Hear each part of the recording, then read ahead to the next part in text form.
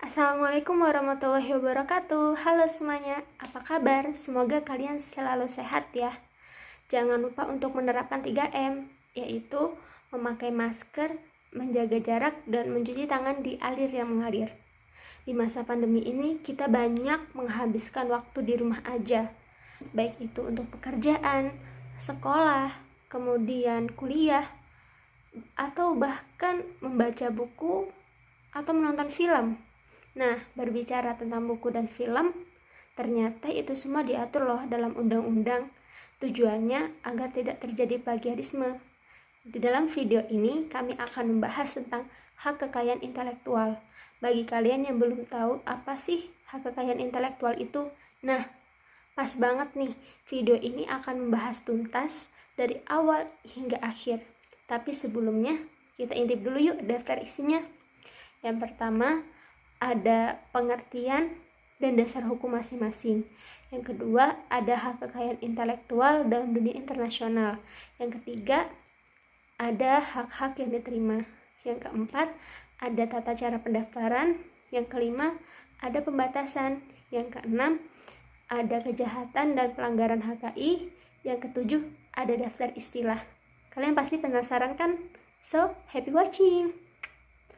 Hukum kekayaan intelektual pada dasarnya merupakan suatu hak yang timbul sebagai hasil kemampuan intelektual manusia dalam berbagai bidang, baik ruang lingkup kehidupan teknologi, ilmu pengetahuan, ataupun seni dan sastra. Kepemilikannya bukan terhadap barang, melainkan terhadap hasil kemampuan dan kreativitas intelektual manusianya. Di antaranya berupa ide dan gagasan. Manfaat HKI adalah meningkatkan posisi perdagangan dan investasi. Yang kedua, mengembangkan teknologi. Yang ketiga, mendorong perusahaan untuk bersaing secara internasional. Yang keempat, dapat mengembangkan sosial budaya. Menurut WIPO, World Intellectual Property Organization, yang merupakan badan dunia di bawah naungan PBB, untuk isu HKI ini terbagi atas dua kategori. Yang pertama, hak kekayaan industri yang meliputi paten, merek, desain produksi industri, penanggulangan praktek, persaingan curang. Yang kedua, ada hak cipta. Nah, pada kali ini kita akan membahas tentang hak paten, merek, dan hak cipta. Kita masuk ke pembahasan ya tentang dasar hukum dan pengertian masing-masing. Yang pertama ada hak cipta. Dasar hukumnya itu tertera di dalam Undang-Undang Nomor 28 Tahun 2014. Pengertiannya, hak cipta adalah hak eksklusif bagi pencipta maupun penerima hak untuk mengumumkan atau memperbanyak ciptaannya, atau memberi izin untuk itu dengan tidak mengurangi pembatasan menurut peraturan perundang-undangan yang berlaku. Hak ini memberikan perlindungan khusus kepada pencipta atas karyanya dalam lapangan ilmu seni dan sastra. Yang kedua ada hak paten atau oktroi. Dasar hukumnya yaitu Undang-Undang Nomor 13 Tahun 2016. Hak paten merupakan hak eksklusif yang diberikan oleh negara kepada inventor atas hasil invensinya di bidang teknologi, yang untuk selama waktu tertentu melaksanakan sendiri invensinya tersebut atau memberikan persetujuannya kepada orang lain untuk melaksanakannya. Jadi objek pengaturannya adalah suatu invensi baru di bidang teknologi yang dapat diterapkan di dalam industri. Yang ketiga ada hak merek. Dasar hukumnya tertera di dalam Undang-Undang Nomor 20 Tahun 2016. Hak merek merupakan hak khusus yang diberikan oleh negara kepada pemilik merek yang terdaftar dalam daftar umum merek untuk menggunakan atas tanda sebagai mereknya, atau memberi izin kepada pihak lain untuk menggunakannya.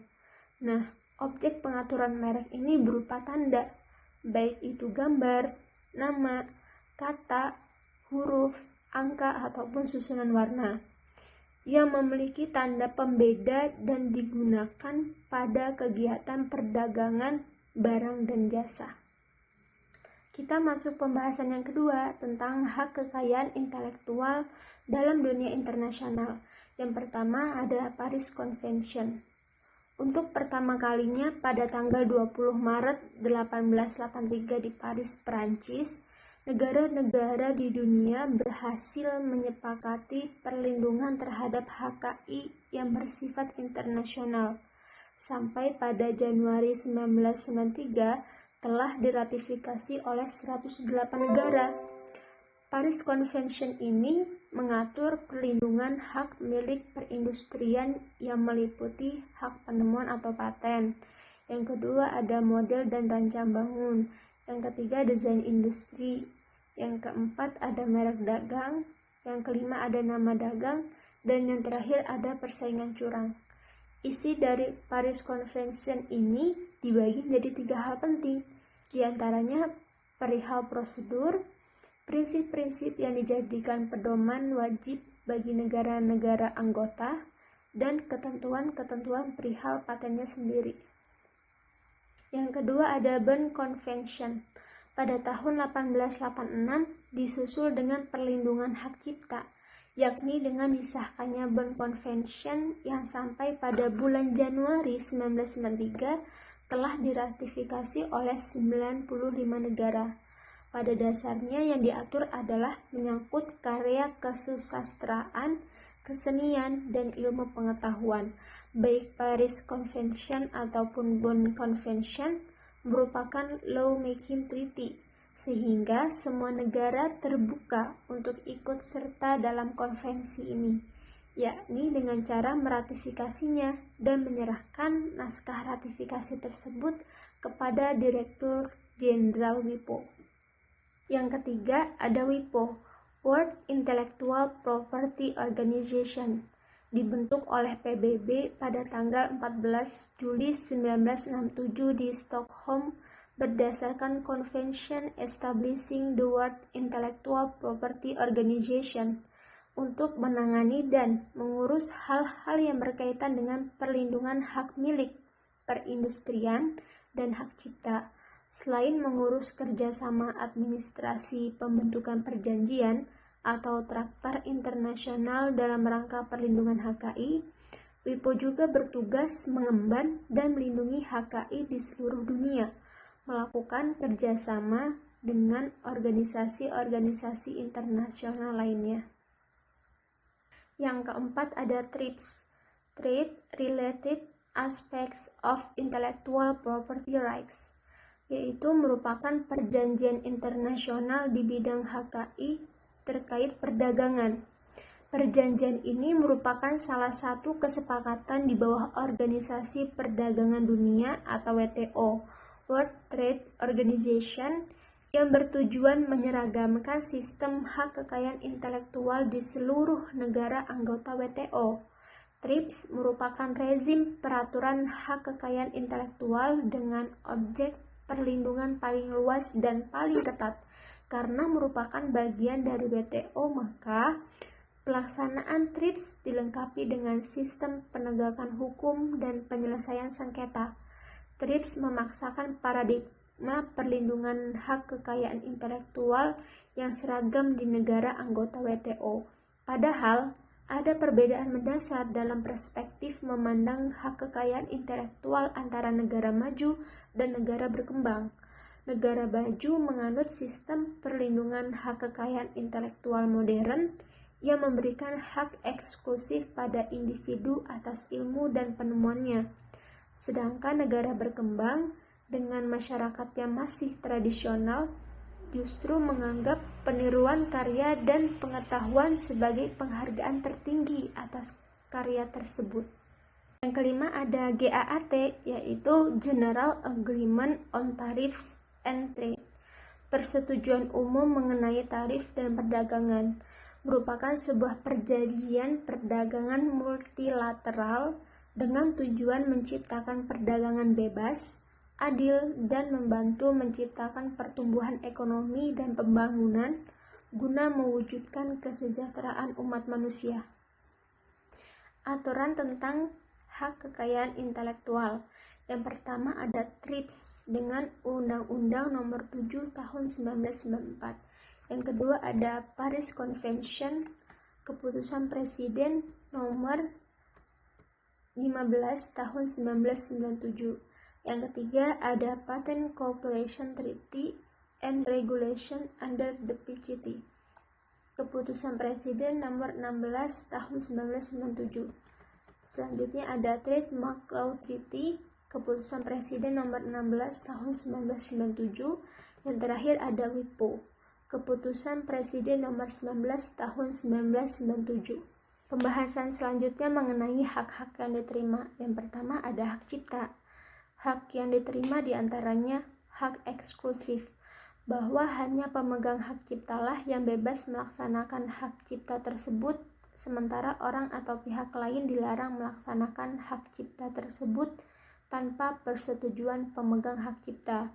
Yang kedua ada hak moral, hak yang melekat secara abadi pada diri pencipta untuk tetap mencantumkan atau tidak mencantumkan namanya pada salinan sehubungan dengan pemakaian ciptaannya untuk umum.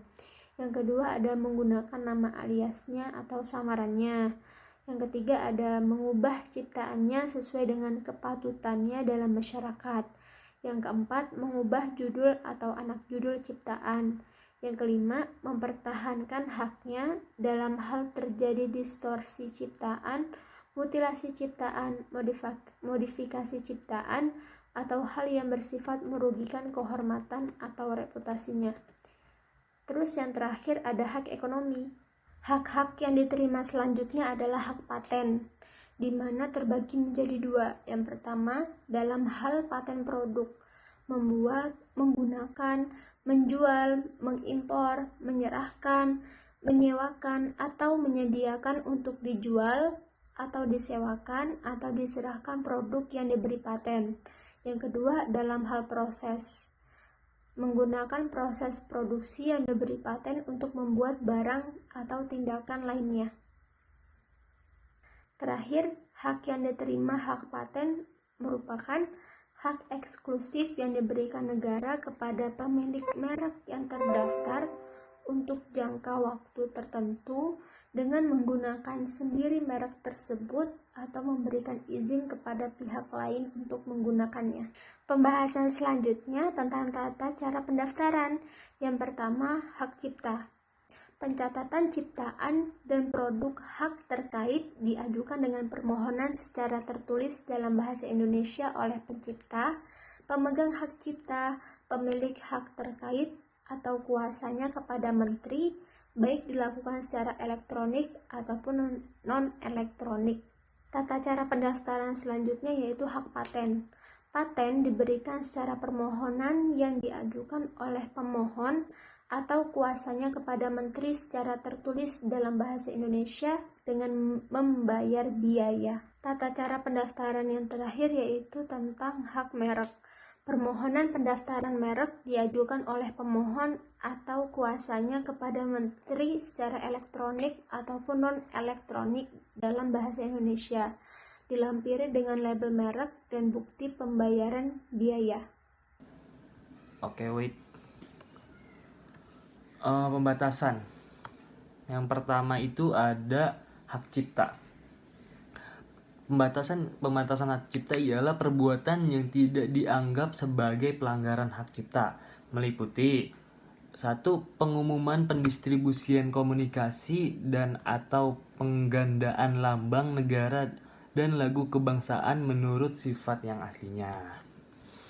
Yang kedua, pengumuman pendistribusian komunikasi dan atau penggandaan segala sesuatu yang dilaksanakan oleh atau atas nama pemerintah kecuali dinyatakan dilindungi peraturan perundang-undangan, pernyataan pada penciptaan tersebut, atau ketika terhadap penciptaan tersebut dilakukan pengumuman pendistribusian. Next. Yang ketiga, pengambilan berita aktual, baik seluruhnya maupun sebagian dari kantor berita, lembaga penyiaran, dan surat kabar atau sumber sejenis. dengan ketentuan sumbernya harus disebutkan secara lengkap. Yang selanjutnya, pembuatan dan penyebarluasan konten hak cipta melalui media teknologi informasi dan komunikasi yang bersifat tidak komersial dan atau menguntungkan pencipta atau pihak terkait, atau pencipta tersebut menyatakan tidak keberatan atas pembuatan dan penyebarluasan tersebut. Yang terakhir dari hak cipta, penggandaan atau pengumuman dan atau pendistribusian potret presiden, wakil presiden, mantan wakil presiden, pahlawan nasional, pimpinan lembaga negara, pimpinan kementerian atau lembaga pemerintah non kementerian, dan atau kepala daerah dengan memperhatikan martabat dan kewajaran sesuai dengan ketentuan perundang-undangan. Next, pembatasan hak paten. Pembatasan hak paten, salah satu wujud pembatasannya adalah hak eksekutif paten, yaitu aturan mengenai lisensi wajib atau compulsory license hanya penemu atau yang menerima lebih lanjut hak penemu yang berhak memperoleh paten atas penemuannya. Dalam hal ini kepentingan pendidikan, penelitian, percobaan atau analisis, larangan tersebut dapat dikecualikan dengan sepanjang tidak merugikan kepentingan yang wajar dari pemegang paten dan tidak bersifat komersial. Yang selanjutnya dari pembatasan hak merek, ada yaitu salah satu wujud pembatasan pada hak merek adalah aturan mengenai lisensi. Next, ada submateri lagi yaitu kejahatan dan pelanggaran dalam hak kekayaan intelektual. Ada contoh kasus seperti kasus pelanggaran hak cipta musik dan lagu yang dituangkan dalam bentuk video compact disc atau VCD, ya, atau juga di digital video disc atau DVD. Seperti itu. 5 lokasi perdagangan VCD atau DVD bajakan yang sangat populer di kawasan ibu kota, yaitu Jakarta, merupakan kawasan yang sangat strategis karena letaknya di salah satu pusat bisnis perbelanjaan di Jakarta. Dari latar belakang sosial ekonomi mereka dapat dikategorikan sebagai masyarakat bawah.